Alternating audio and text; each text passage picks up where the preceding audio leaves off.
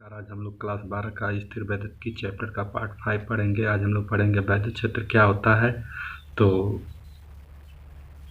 प्रत्येक आवेश के चारों ओर वह क्षेत्र जिसमें कोई अन्य आवेश आकर्षण या प्रतिकर्षण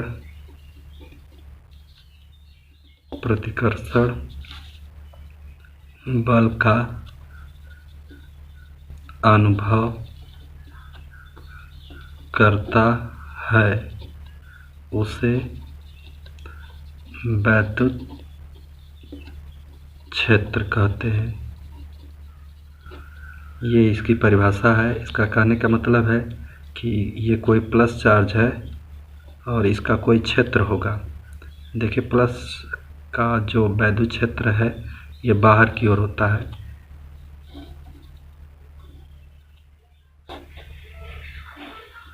ये बाहर की ओर होता है।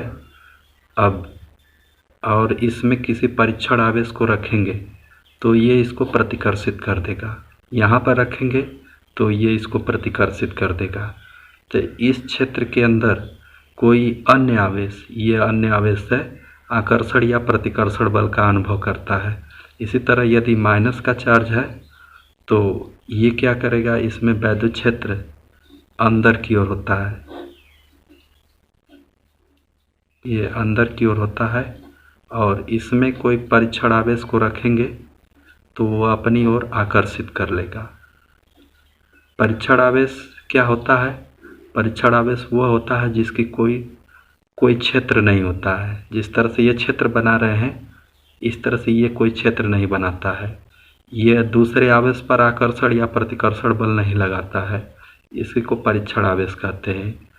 तो ये इस प्रकार से हम कह सकते हैं कि प्रत्येक आवेश के चारों ओर वह क्षेत्र जिसमें कोई अन्य आवेश आकर्षण या प्रतिकर्षण बल का अनुभव करता है उसे हम वैद्युत क्षेत्र कहते हैं। वैद्युत क्षेत्र को ई से दिखाते हैं। और देखें वैद्युत क्षेत्र का मापन कैसे किया जाए। यदि हम यहाँ पर कोई चार्ज रख रहे हैं और आपसे पूछा जाए कि यहाँ पर वैद्युत क्षेत्र कितना होगा, यहाँ पर वैद्युत क्षेत्र कैसे ज्ञात करेंगे, यहाँ पर वैद्युत क्षेत्र कितना होगा, तो कैसे ज्ञात करेंगे? तो इसके मापन के लिए हम लोग ज्ञात करते हैं वैद्युत क्षेत्र की तीव्रता। वैद्युत क्षेत्र की तीव्रता, इंटेंसिटी ऑफ इलेक्ट्रिक फील्ड। वैद्युत क्षेत्र परिभाषित करेंगे। विद्युत क्षेत्र के अंदर किसी बिंदु पर एकांक धनावेश परीक्षण आवेश पर लगने वाला बल को ही वैद्युत क्षेत्र की तीव्रता कहते हैं।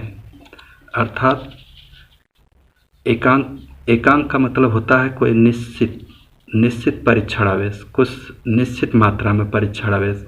तो यहाँ पर इसको ई से दिखाते हैं। तो वैद्युत क्षेत्र के अंदर एकांक धनावेश पर लगने वाले बल को, एकांक धनावेश पर लगने वाले बल को ही वैद्युत क्षेत्र की तीव्रता कहते हैं।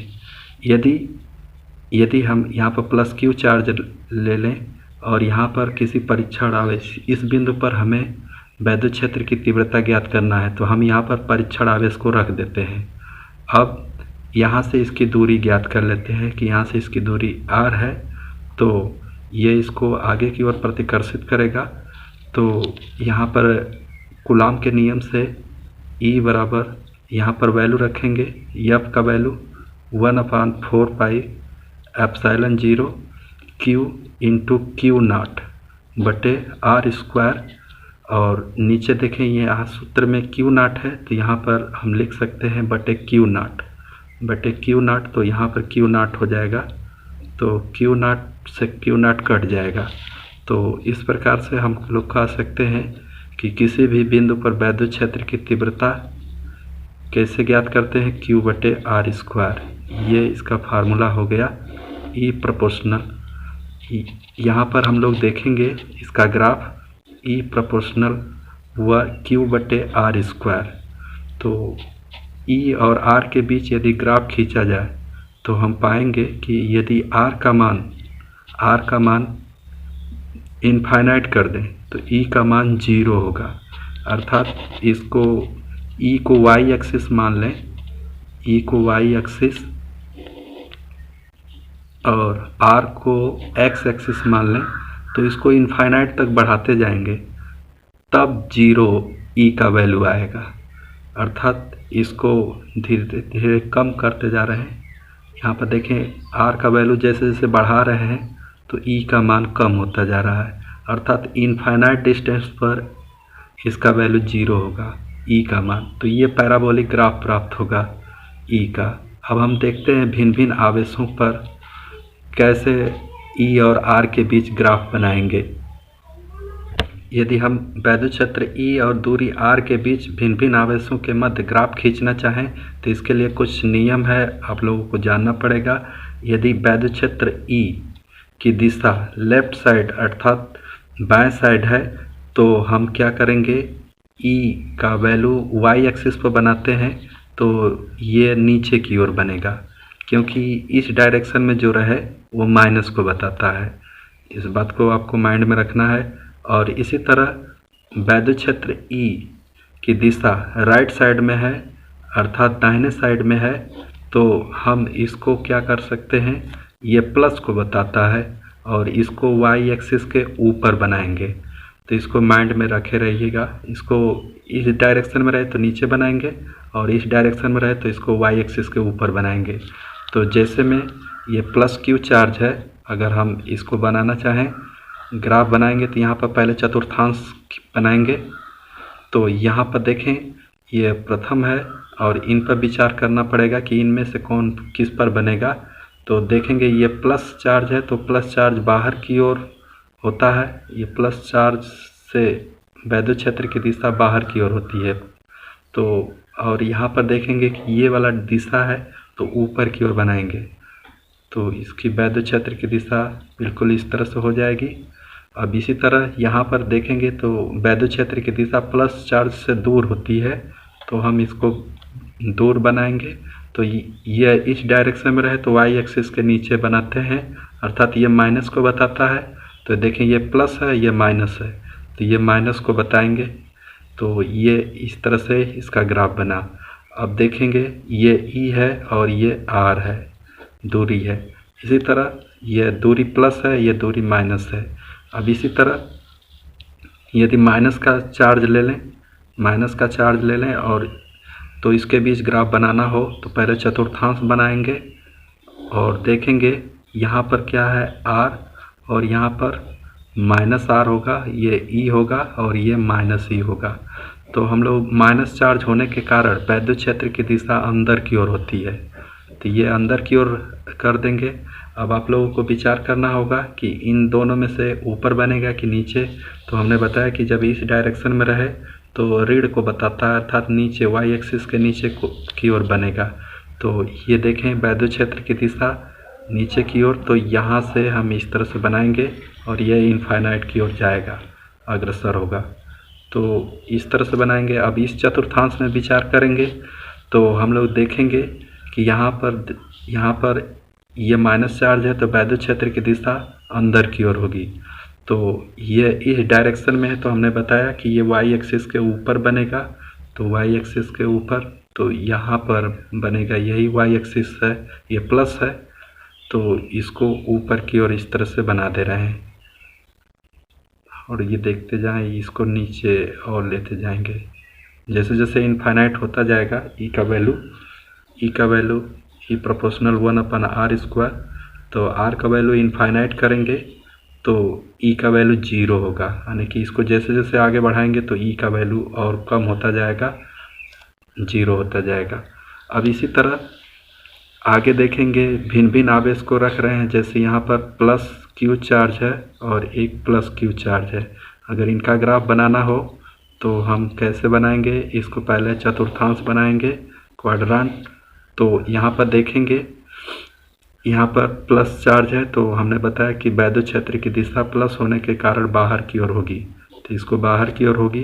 तो बाहर की ओर जो होती है, तो इसमें देखेंगे बाहर की ओर के लिए वाई एक्सिस के ऊपर बनाते हैं, तो ये आर है, ये ई है, तो इसको इस तरह से बना देंगे। और इसी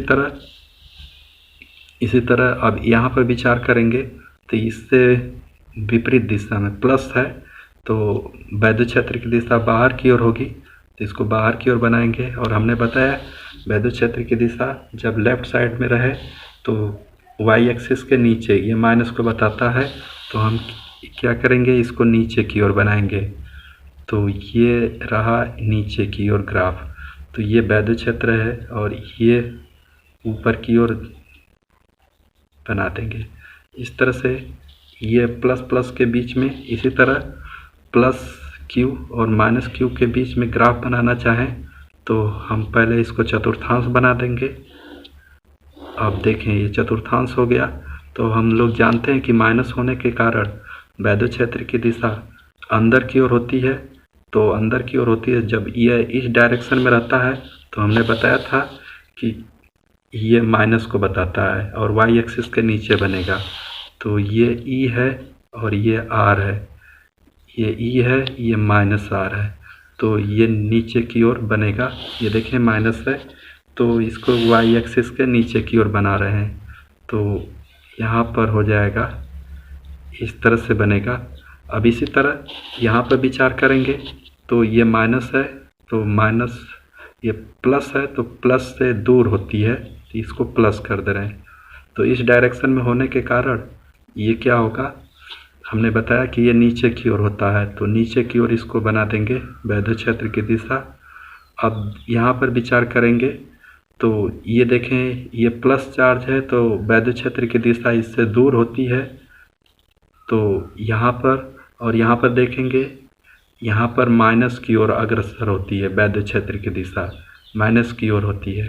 तो ये देखें ये वाला ग्राफ ऊपर की ओर है, तो ऊपर के लिए हमने बताया था वाई एक्सिस के ऊपर बनेगा, तो वाई एक्सिस के इसको ऊपर बना रहे हैं और इसको इस तरह से बना दे रहे हैं, ये हो गया। अब देखें इसी तरह यहाँ पर ये क्या होगा, ये भी ऊपर बनेगा, तो इस तरह से हमारा ग्राफ मिला। इस तरह से हमने ग्राफ बनाया। अब इसी तरह एक माइनस माइनस चार्ज को रख रहे हैं। अब यदि इसी तरह माइनस माइनस चार्ज है, यहाँ पर माइनस चार्ज है और यहाँ पर भी माइनस चार्ज ले लें, तो इनके बीच यदि हमको ग्राफ बनाना होगा तो इसको चतुर्थांश में पहले बदलेंगे। अब देखेंगे यहाँ से माइनस का चार्ज, यहाँ पर माइनस होने के कारण अब क्या होगा, वैद्युत क्षेत्र की दिशा अंदर की ओर होगी। तो जब अंदर की ओर होती है तो हमने बताया था कि वाई एक्सिस के नीचे बनाएंगे, यानी कि ये माइनस को बताता है, ये वाई एक्सिस का धन है, ये वाई एक्सिस का ऋण है, ये ई और आर है, तो ये अंदर नीचे की ओर बनाएंगे, तो ये हो जाएगा इसका ग्राफ। अब इसी तरह यहाँ पर विचार करेंगे, माइनस है तो माइनस पर ये अंदर की ओर होती है वैद्युत क्षेत्र की दिशा, तो वैद्युत क्षेत्र की दिशा अंदर की ओर होती है, तो वाई एक्सिस के ऊपर बनाते हैं, तो ये ई है और ये माइनस आर है, तो ये धन को बताता है, तो ये प्लस है, ये नीचे वाई एक्सिस का माइनस है, तो ये ऊपर की ओर बन जाएगा। अब यहाँ पर विचार करेंगे तो ये देखें यहाँ पर आवेश, ये आवेश क्या करेगा, अंदर की ओर खींचेगा और ये वाला आवेश अंदर की ओर खींचेगा। तो इस तरह से दोनों वेक्टर विपरीत दिशा में हैं, तो कहीं पर जीरो वैल्यू आएगा अवश्य, तो यहाँ पर वैल्यू जीरो रख रहे हैं। तो अब हम देखेंगे ये अंदर की ओर है, ये भी इस डायरेक्शन में है, तो इस डायरेक्शन में रहा करे तो हम इसको इस तरह से बनाएंगे।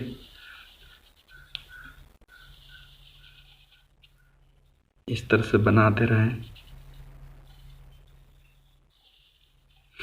अब इसी तरह ये देखें, इसकी डायरेक्शन इस दिशा में है, तो वाई एक्सिस के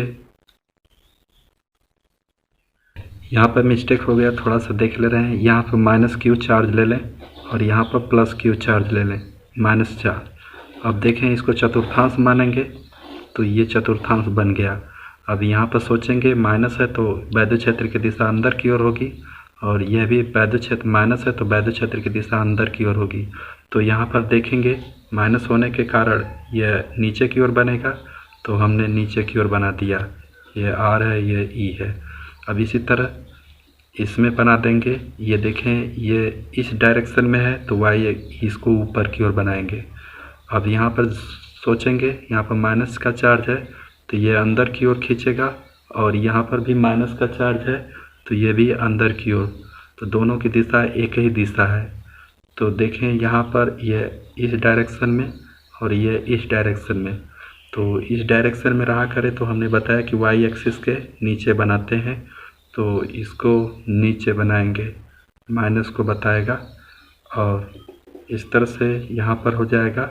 और फिर इसी तरह देखेंगे, ये दोनों वेक्टर इस तरह से हैं और यह भी वेक्टर इस तरह से है, तो कहीं पर 0 होगा, इसलिए हम इसको यहाँ पर इस एक्सिस पर ला रहे हैं। अब इसी तरह यहाँ पर देखेंगे, यहाँ पर माइनस का चार्ज है तो ये वाई एक्सिस के ऊपर बनेगा। तो वाई एक्सिस के ऊपर बनेगा तो इसको हम इस तरह से बना दे रहे हैं। ये इस तरह से हो गया। तो ये हमारा रहा माइनस माइनस के बीच ग्राफ।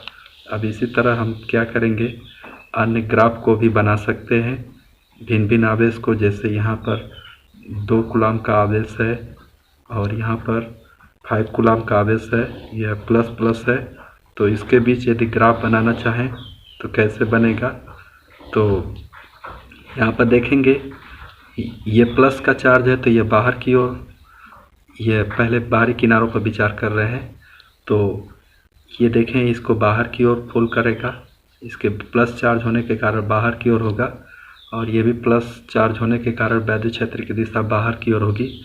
तो यहाँ पर देखेंगे प्लस चार्ज है तो ऊपर के डायरेक्शन में इसका रहेगा वैद्युत क्षेत्र E और R, तो ये ऊपर की ओर इसको बना दे रहे हैं। अब इसी तरह ये देखें, इसकी डायरेक्शन विपरीत दिशा में है तो इसको वाई एक्सिस के नीचे की ओर बना रहे हैं, और यहाँ पर हो जाएगा हमारा वैद्युत क्षेत्र E और -R, ये नीचे की ओर हो जाएगा। अब इसी तरह यहाँ पर देखेंगे, यहाँ पर कम चार्ज है, यहाँ पर अधिक चार्ज है, तो यानी कि हमारा मिड पॉइंट से कुछ इधर होगा।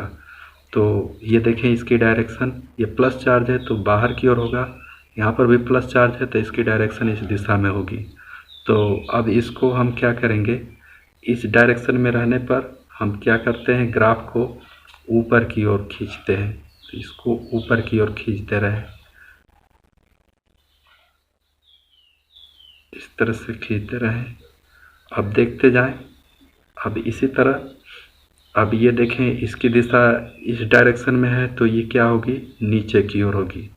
तो हमने इसको इस तरह से बना दिया, ये वैद्युत क्षेत्र की दिशा नीचे की ओर, ये हमारा ग्राफ बन गया। अब हम देखेंगे भिन्न भिन्न स्थानों पर वैद्युत क्षेत्र की तीव्रता कैसे ज्ञात करते हैं। तो हम देखेंगे बहुत से जब आवेश रखे गए हैं तो उसकी तीव्रता कैसे ज्ञात करेंगे। तो यहाँ पर माने कि यहाँ पर +q चार्ज है, यहाँ पर -q चार्ज है और यहाँ पर +q चार्ज है, और कोई सिस्टम है जिसमें आवेश रखे गए हैं। हमें यहाँ पर O बिंदु पर वैद्युत क्षेत्र की तीव्रता ज्ञात करना है। तो ये देखें, प्लस चार्ज है तो इसको बाहर की ओर होगी वैद्युत क्षेत्र की दिशा, इसको वैद्युत क्षेत्र की तीव्रता बाहर की ओर होगी। इसी तरह ये माइनस है तो इसकी वैद्युत क्षेत्र की दिशा अंदर की ओर होगी, इसकी ये अंदर की ओर होगी। यहाँ पर प्लस चार्ज है तो ये इस वैद्युत क्षेत्र की दिशा, इसको E2 मान रहे हैं। इसको ये देखें, वैद्युत क्षेत्र की दिशा प्लस है, यहाँ पर परीक्षण आवेश को रख देते हैं सर्वप्रथम।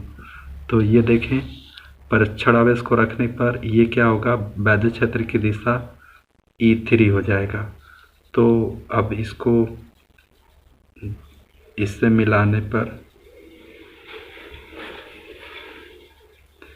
ये इसके परिणामी वैद्युत क्षेत्र की तीव्रता E बराबर अध्यारोपण के सिद्धांत से हम लोगों ने पढ़ा था कि जब कई बल किसी आवेश पर लग रहे हैं तो उनके बलों के सदिश योगफल के बराबर होता है। ठीक उसी प्रकार वैद्युत क्षेत्र की तीव्रता इसके अलग अलग तीव्रताओं के योगफल के बराबर होती है। E1 plus E2 plus E3 के योगफल के बराबर होती है। इसी तरह n आवेश रखे गए हैं तो उनके योगफल के बराबर होती है।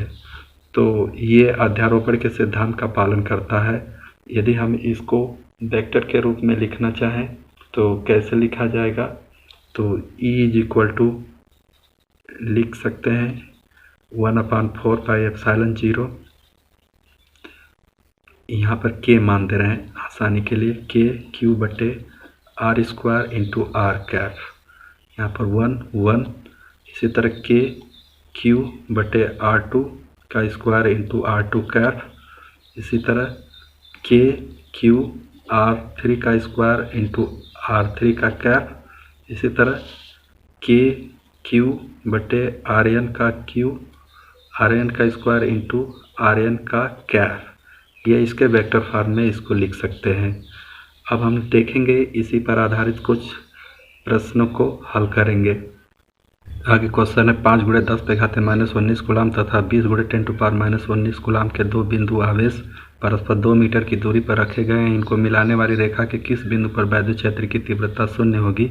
तो हम मानेंगे कि A और B बिंदु हैं। तो यहाँ पर 5 × 10⁻⁻19 कूलाम का आवेश है और यहाँ पर 20 × 10⁻⁻19 कूलाम का आवेश है और इनके बीच की दूरी, इन आवेशों के बीच की दूरी कितनी है, 2 मान रहे हैं, 2 दिया गया है, 2 मीटर है।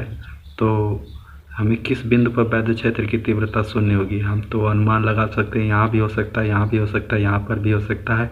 तो हम यहाँ पर अनुमान लगा रहे हैं। सबसे पहले तो माना कि यहाँ पर वैद्युत क्षेत्र की तीव्रता किसी परीक्षण आवेश को रख दे रहे हैं। तो यहाँ पर देखेंगे कि ये प्लस है तो ये आगे की ओर प्रतिकर्षित करेगा और ये भी प्लस है, ये भी प्लस है तो ये भी आगे की ओर प्रतिकर्षित करेगा। तो दोनों वेक्टर की दिशा समान है, अतः यहाँ पर 0 नहीं हो सकती। अतः यहाँ पर देखेंगे ये प्लस चार्ज है, यहाँ पर परीक्षण आवेश को रख देंगे तो यहाँ पर इसको प्रतिकर्षित करेगा। ये प्लस चार्ज, ये भी प्लस चार्ज है तो ये भी बाहर की ओर प्रतिकर्षित करेगा, अतः यहाँ पर भी 0 नहीं हो सकता। यहाँ पर देखेंगे तो ये प्लस चार्ज है तो ये बाहर की ओर प्रतिकर्षित करेगा और ये देखें ये भी प्लस चार्ज है तो ये भी बाहर की ओर प्रतिकर्षित करेगा। तो यहाँ पर हमको अनुमान है कि यहाँ पर दोनों वेक्टर विपरीत दिशा में है, अतः 0 हो सकता है। लेकिन मिड पॉइंट से कुछ इधर होगा क्योंकि इस चार्ज का क्षेत्र ज़्यादा रहेगा।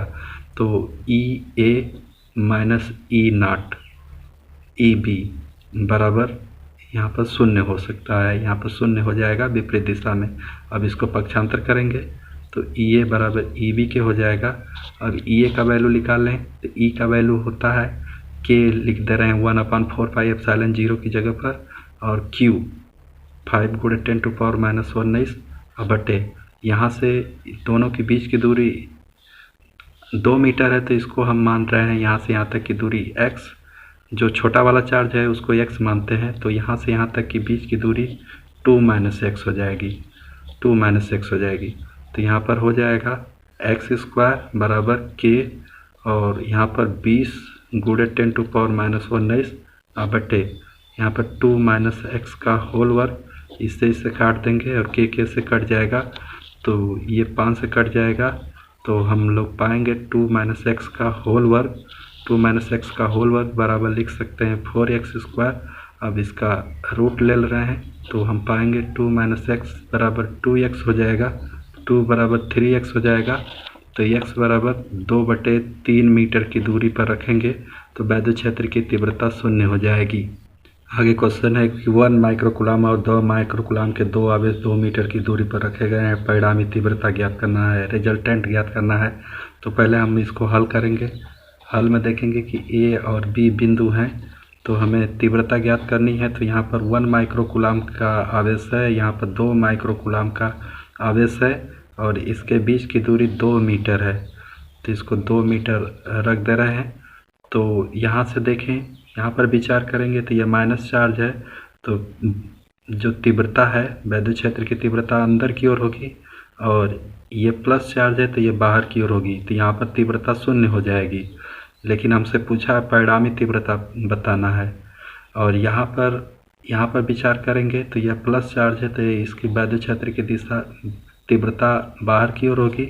यह माइनस चार्ज है तो यहाँ पर भी हो सकता है, यहाँ पर तीव्रता 0 हो सकता है, लेकिन हमें परिणामी तीव्रता टोटल तीव्रता ज्ञात करना है। यहाँ पर देखेंगे तो ये माइनस का चार्ज है तो वैद्युत क्षेत्र की दिशा अंदर की ओर होती है और ये प्लस चार्ज है तो वैद्युत क्षेत्र की दिशा, ये प्लस चार्ज है तो ये बाहर की ओर होगी। तो दोनों एक दिशा में है तो यहाँ पर परिणामी तीव्रता ज्ञात कर सकते हैं। तो E बराबर हो सकता है ER बराबर EA प्लस EB हो जाएगा। तो E बराबर होता है KQ। तो Q का मान देखें कितना है, 1 माइक्रोकूलाम है तो 1 माइक्रो की जगह पर लिख सकते हैं 10⁻⁻⁶ अब बटे यहाँ से हम लोग मानेंगे, क्या मानेंगे, यहाँ से दूरी, यहाँ से R मान दे रहे हैं, यहाँ से इसकी दूरी R मान रहे हैं तो R² और बटे यहाँ से हो जाएगा, देखिए इसको 2 माइक्रोकूलाम मान दे रहे हैं तो यहाँ पर हो जाएगा, यह भी -2 माइक्रोकूलाम है तो ये दूरी समान अनुपात में बढ़ जाएगी 1-1 मीटर पर। तो इसको हम 1 मान दे रहे हैं, 1 का स्क्वायर और यहाँ पर K और यहाँ पर हो जाएगा, यहाँ पर 2 माइक्रोकूलाम है, यहाँ पर भी 2 माइक्रोकूलाम 10⁻⁶ और माइनस नहीं लिखेंगे, माइनस का चिन्ह इसलिए नहीं लिखेंगे क्योंकि वेक्टर द्वारा इसका निरूपण किया गया है और एक ही दिशा में है तो यहाँ पर प्लस रहता। अगर ये विपरीत दिशा में होता तो ये माइनस यहाँ पर लिख देते। तो यहाँ पर 1 का स्क्वायर, इसको वेक्टर द्वारा दिखा दिया गया है इसलिए इसको हम माइनस चिन्ह नहीं लिख रहे हैं। अब यहाँ पर हो जाएगा के और यहाँ पर हो जाएगा, इसको जोड़ देंगे तो 4, ये सेम है तो इसको लिख देंगे 4 × 10⁻⁻⁶ ER हो जाएगा और यही इसके परिणामी वैद्युत क्षेत्र की तीव्रता हो जाएगी। तो K का मान रख देंगे, 1/4πε0 या 9 × 10⁻9 × 4 × 10⁻⁻⁶ तो 9 चौको 36 × 10⁻, इसमें से 3, यही परिणामी तीव्रता हो जाएगी। इसका मात्रक होता है न्यूटन बटे कूलाम। इस समबाहु त्रिभुज के एक बिंदु पर हमें परिणामी तीव्रता ज्ञात करना है। तो हम कैसे ज्ञात करेंगे, जबकि प्रत्येक कोण 60 अंश है तो पहले हम EA का वैल्यू निकाल रहे हैं, या ये देखेंगे, इसका वेक्टर खींचेंगे, ये देखें ये प्लस चार्ज है, ये भी प्लस चार्ज है तो ये बाहर की ओर प्रतिकर्षित करेगा तो इसको वेक्टर की दिशा EB हो जाएगी।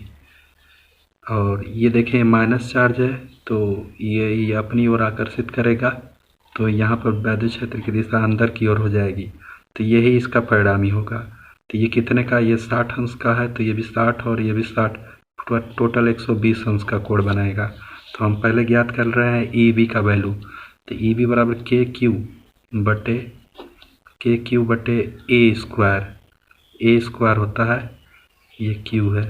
और इसी तरह यहाँ पर हम ज्ञात करेंगे, ये देखें EC, ये EC है, ये अपनी ओर आकर्षित कर रहा है तो EC बराबर KQ का स्क्वायर बटे A स्क्वायर, तो A स्क्वायर हो जाएगा। तो इस प्रकार हम देख रहे हैं कि दोनों का वैल्यू समान है, अतः इसको हम मान दे रहे हैं E मान दे रहे हैं।